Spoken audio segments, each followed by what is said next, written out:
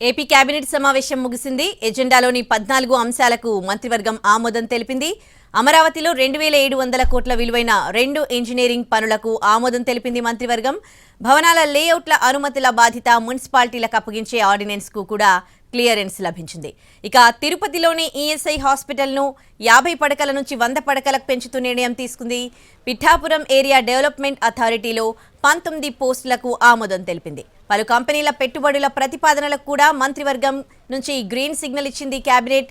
రామాయపట్నంలో BPCL refinery, కాకినాడలో ammonia plant ఏర్పాటు, నంద్యాల, కడప, కర్నూలు జిల్లాల్లో పవన, సౌర విద్యుత్ ప్లాంట్ల ఏర్పాటుకు మంత్రివర్గం ఆమోదం తెలిపింది.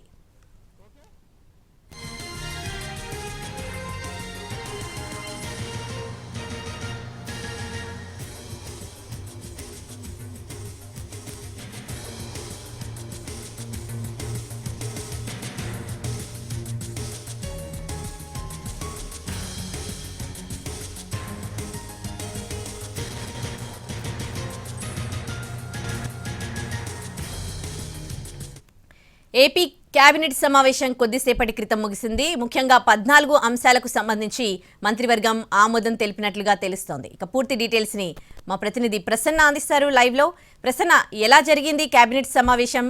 ఏంటి ఆ 14 అంశాలు? పూర్తి డీటెయిల్స్ ఏంటి? అంటే ప్రధానంగా 14 అంశాల కేబినెట్ ఎజెండాలో కొన్ని కీలక అంశాలు ఎస్ఐపిబి అంటే స్టేట్ ఇన్వెస్ట్మెంట్ ప్రమోషన్ బోర్డు ఏదైతే ప్రతిపాదనలు చేసిందో దానికి కేబినెట్ ఆమోదం తెలిపింది. ప్రధానంగా అందులో కొన్ని క్లీన్ ఎనర్జీకి సంబంధించిన పరిశ్రమలు ఉన్నాయి. వైజాగ్ లో టీసీఎస్ కు సంబంధించి ఉంది. అదేవిధంగా నెల్లూరు జిల్లాలో బీపీసీఎల్ ఏర్పాటుకు సంబంధించి పరిశ్రమలకి ప్రధానంగా కేబినెట్ ఆమోదం పొందింది. నెల్లూరు జిల్లా రామయ్య పట్టణంలో దీనికి సంబంధించి బీపీసీఎల్ ఏర్పాటు చేస్తున్నారు. దీనికి సంబంధించి కూడా అంటే మొన్న ఎస్ఐపిబి సమావేశం జరిగింది 2 రోజుల క్రితం స్టేట్ ఇన్వెస్ట్మెంట్ ప్రమోషన్ బోర్డు. ఇందులో ప్రధానంగా 1,80,000 కోట్లకు పైగా పెట్టుబడులు ఆంధ్రప్రదేశ్ కు రావడం, 2 లక్షల ఉద్యోగాలు ఇవ్వటం. ఎందుకంటే ఈ 5 ఏళ్లలో 20 లక్షల ఉద్యోగాలు ఇవ్వాలని ప్రధానంగా చూస్తుంది. కాబట్టి చాలా పరిశ్రమలు ఆంధ్రప్రదేశ్ లో ఏర్పాటు చేయడం కోసం ఎలాంటి నిర్ణయాలు తీసుకోవాలి అనే దాని మీద ఎస్ఐపిబి పనిచేస్తుంది. ఎస్ఐపిబిలో ఆమోదం తెలిపిన వాటన్నిటికీ కూడా ఈ రోజు కేబినెట్ ఆమోదం తెలిపింది. ప్రధానంగా అందులో టీసీఎస్ కావచ్చు, లేకపోతే బీపీసీఎల్ కావచ్చు, క్లీన్ ఎనర్జీ ప్రాజెక్ట్స్ కొన్ని ఉన్నాయి. దీనికి సంబంధించి ప్రధానంగా కేబినెట్ ఆమోదం తెలిపిందని మనం చెప్పుకోవచ్చు. అన్నిటికన్నా ప్రధానంగా ఇవాళ క్యాపిటల్ రీజియన్ కి సంబంధించి అంటే రాజధాని నిర్మాణంలో 2,700 కోట్ల రూపాయలు ఇంజనీరింగ్ పనులకు సంబంధించి కూడా ఆంధ్రప్రదేశ్ ప్రభుత్వం కేబినెట్ ఆమోదం తెలిపింది. ఎందుకంటే ఇప్పటికే దీనికి సంబంధించిన టెండర్లు వచ్చాయి. జనవరి నెలాఖరుల వరకు టెండర్లు దాఖలు చేసుకోవడానికి అవకాశం కూడా ఉంది. దీనికి సంబంధించి ఇంజనీరింగ్ పనులకు కేబినెట్ ఆమోదం తెలిపింది. సుమారు 2,700 కోట్ల రూపాయలు. ఇది ఫిబ్రవరి ఎండింగ్ లో కానీ మార్చిలో కానీ బహుశా ఈ రాజధాని నిర్మాణానికి సంబంధించిన పనులు ప్రారంభమయ్యే అవకాశం ఉంది. జనవరి 21 వరకు టెండర్లకు అవకాశం ఉంది. కాబట్టి వీటికి ఆమోదం తెలిపింది. దీంతో పాటు భవనాలకి లేఅవుట్లకి అనుమతి ఇచ్చే విషయంలో, భవనాలకి ప్రధానంగా అనుమతి ఇచ్చే విషయంలో, అదేవిధంగా ఇతర లేఅవుట్లకు అనుమతి ఇచ్చే విషయంలో ఇంతకుముందు అర్బన్ డెవలప్మెంట్ అథారిటీ నిర్ణయం తీసుకున్నది. ఇప్పుడు దాన్ని మున్సిపాలిటీకి ఇచ్చారు. సపోజ్ కాకినాడ కావచ్చు, లేకపోతే రాజమండ్రి, నెల్లూరు ఇలా మున్సిపాలిటీలు ఏదైతే ఉన్నాయో వాళ్ళు ఒక 5 అంతస్తుల భవనం కానీ ఇతరత్ర లేఅవుట్లు కానీ వేసినప్పుడు ఎట్టి పరిస్థితుల్లో ఇబ్బందులు లేకుండా మున్సిపాలిటీల్లోనే దీనికి సంబంధించి నిబంధనలు ఏ రకంగా ఉండాలి, నిబంధనలు సరళీకృతం చేసి ఇబ్బంది లేకుండా అనుమతులు ఏ రకంగా తీసుకోవాలి. గతంలో అర్బన్ డెవలప్మెంట్ అథారిటీ ఇచ్చినప్పుడు ప్రజలకు కొంత భవన నిర్మాణానికి ఇబ్బంది ఈ పరిస్థితి ఉండేది. కాబట్టి దానికి సంబంధించి వెసులుబాటు ఇస్తూ మున్సిపాలిటీలకి దీనికి సంబంధించిన అధికారం ఇస్తూ కూడా కేబినెట్ లో నిర్ణయం తీసుకున్నారు. దీంతో పాటు జనవరి 8వ తారీఖు ప్రధాని నరేంద్ర మోడీ వైజాగ్ పర్యటన ఉంది. ఆంధ్రప్రదేశ్ కు వస్తున్నారు. కాబట్టి మంత్రివర్గం కన్సర్న్ మంత్రులు దీని మీద ప్రత్యేకంగా దృష్టి పెట్టాలి.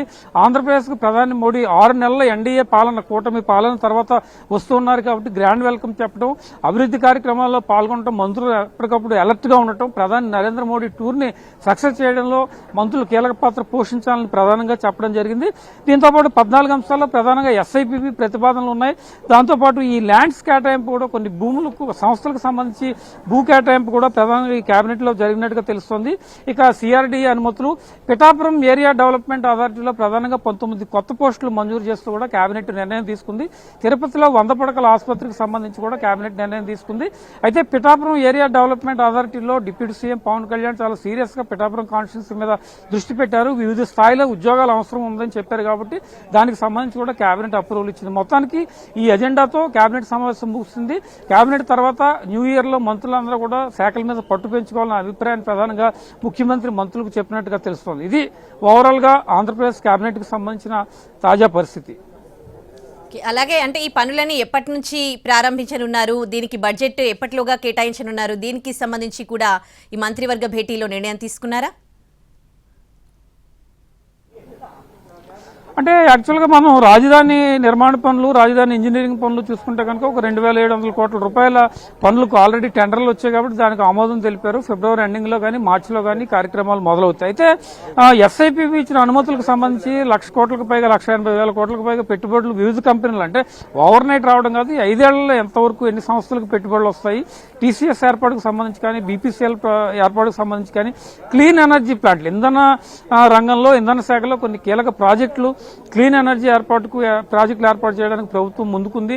దీని వినియోగానికి సంబంధించి కూడా నిర్ణయం తీసుకుంది కాబట్టి త్వరలోనే ఈ పనులు ప్రారంభమవుతాయి. ఒక లాంగ్ విజన్ తో ఉద్యోగాల కల్పన, అదేవిధంగా పెట్టుబడులను ఎక్కువగా తీసుకురావడం, దీని మీద ప్రధానంగా కాన్సన్ట్రేట్ చేశారు కాబట్టి త్వరలోనే ఈ పనులన్నీ కూడా బహుశా వచ్చే బడ్జెట్ కూడా 2025-26 బడ్జెట్ ను బేరీజ్ వేసుకుని, కేంద్ర బడ్జెట్ కూడా ఫిబ్రవరిలో వచ్చిన తర్వాత ఫిబ్రవరి 1వ తారీఖు రావచ్చు, మోస్ట్లీ ఫిబ్రవరి మొదటి వారంలో.